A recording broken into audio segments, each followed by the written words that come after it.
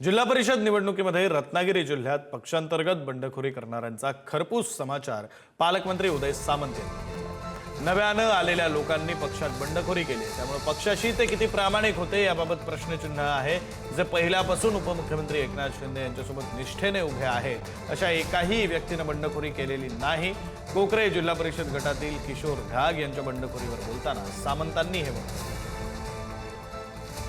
तुम्ही बघा, बंडखोरी जी केलेली आहे ते नव्यानं आलेल्या लोकांनी केलेलं आहे. त्याच्यामुळे ते पक्षाशी किती प्रामाणिक होते हा प्रश्नचिन्हच आहे. पूर्वीपासून एकनाथ शिंदे साहेबांबरोबर असलेल्या कुठच्याही व्यक्तीनं जिल्ह्यामध्ये बंडखोरी केली नाही. कोकरे जिल्हा परिषद गटामध्ये देखील माझ्या माहितीवर किशोर घाग नावाचे कोणतरी आहेत, ते आमच्याकडे 2-3 महिन्यापूर्वी आले होते. त्यांनी बंडखोरी केली, कारण पक्षच कळला नाही. आणि आता माझ्या जिल्हा परिषद गटामध्ये काहीतरी एक बंडखोरी झालेली आहे. ती बंडखोरी म्हणत नाही मी, ते निवडणुकीनंतर कळेल काय व्हायचं ते. पण हे देखील काही दिवसापूर्वी पक्षामध्ये आले आणि त्यांना पक्षच न कळल्यामुळे त्या बंडखोऱ्या झालेल्या आहेत. जे आलेली लोक होती ती 2-4-6 महिन्यापूर्वी आलेली होती, त्यांना पक्ष कळलेला नाही.